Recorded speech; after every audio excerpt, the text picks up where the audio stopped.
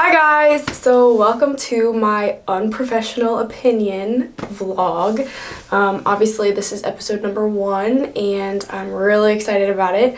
I would love to hear your guys' feedback after you watch this. You know, feel free to comment and let me know what you think. It's kind of laid back as far as my filming style.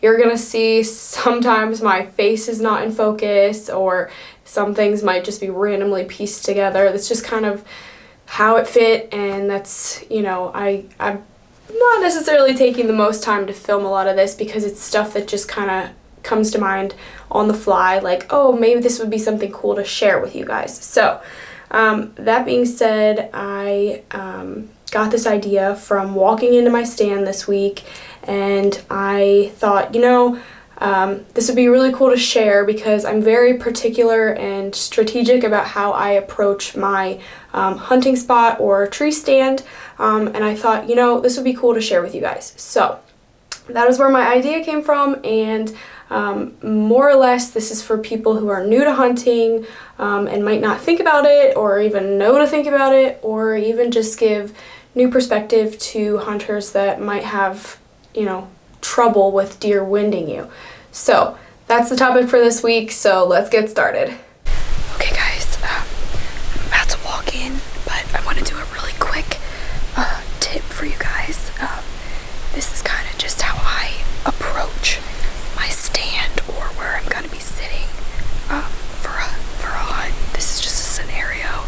This is what I'm going to do tonight, and hopefully I can kill the buck that I've been after this whole week. So if it pans out, then you can take my advice. If not, then don't listen to me. Okay, so here we go. I'm coming in on this road.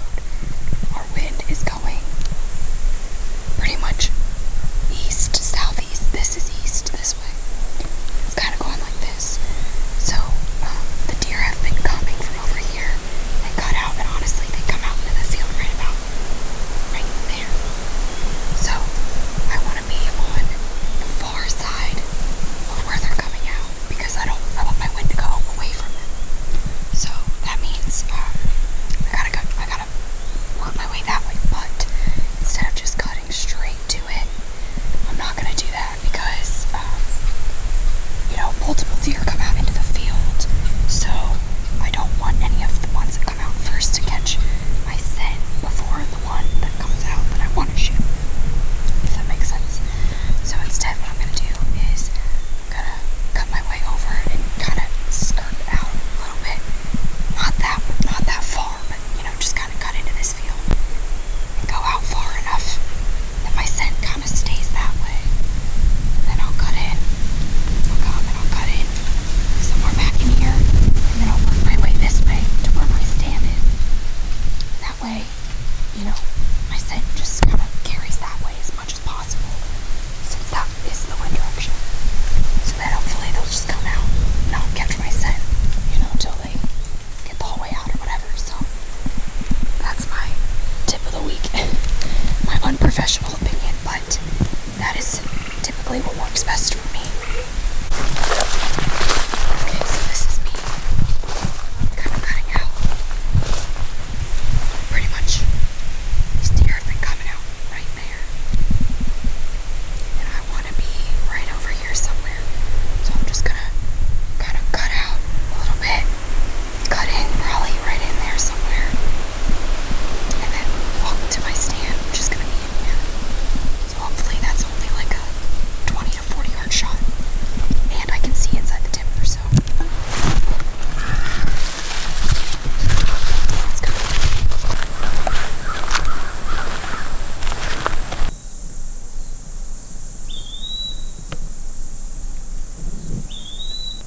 Alright guys, I am finally in a tree.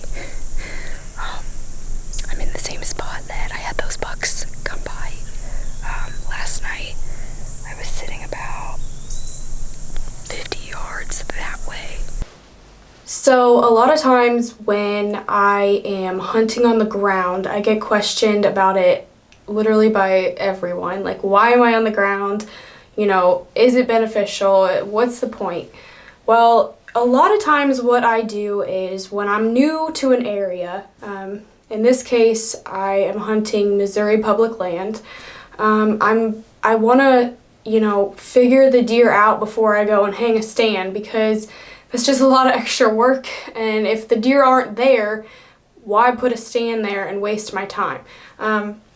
There's a lot of times that I have hunted on the ground and I've literally had deer 5 yards from me, and I mean like multiple occasions, and they never knew I was there. Sometimes I get winded, sometimes they kind of like give me the look and like know something's up, but for the most part, I'm very particular about how I approach places and my scouting style, so I tend to get away with it pretty easily. And there's a lot of detail that goes into that, but essentially for this particular video, I'm more or less just going to talk about stands that I have already hung, or spots that I'm already planning on sitting at.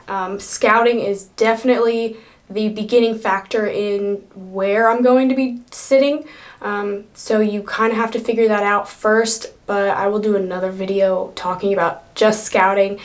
So for today, it's literally just spots that I have already scouted and chosen to sit. They've been coming out on this trail. Literally, it's like a natural bridge over these drainage sewer. I don't really know what they are, but anyway, they've pretty much been walking right across that, and then they cut down over and kind of cut out into the field. So hopefully they do that again tonight, because if that's the case, I've got a 25-yard shot, and I had to put some leaves in this tree, kind of give myself a little bit of cover. It's really like viney through here, so there's a lot of stuff in my way, so it's really hard to find shooting lanes, and I had to find a tree that was kind of open, so I'm kind of hoping that my little fake cover helps. So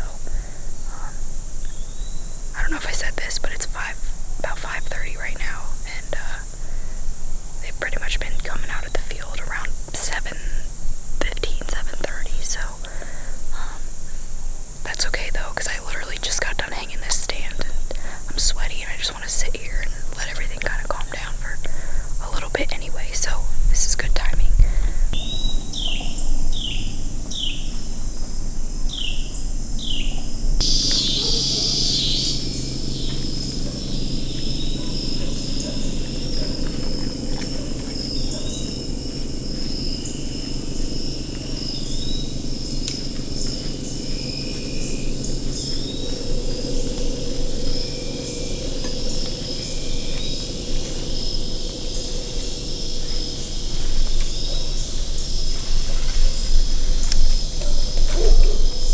Okay guys, thanks for watching this video. I hope you either learned something or enjoyed it. If not, sorry, I guess. But that's just like my perspective, and this is just one example of a place that I've been hunting, and it's very situational. But I tend to look at things in a situational setting, so if I'm somewhere else, things are going to be totally different. The wind plays into factor, and all different kind of aspects play into how you can be successful or maybe not be successful. And I'm not always successful, and in this particular hunt where I had those deer come in, I didn't get to shoot, but not because they winded me, but because I didn't have the camera in the right spot to be able to get it on film, and I really wanted to do that. So, sometimes it just doesn't happen. If you're not filming, it's definitely a lot easier and more than likely gonna happen for you. So, I hope you guys enjoyed this video, and please subscribe if you actually enjoyed it. So,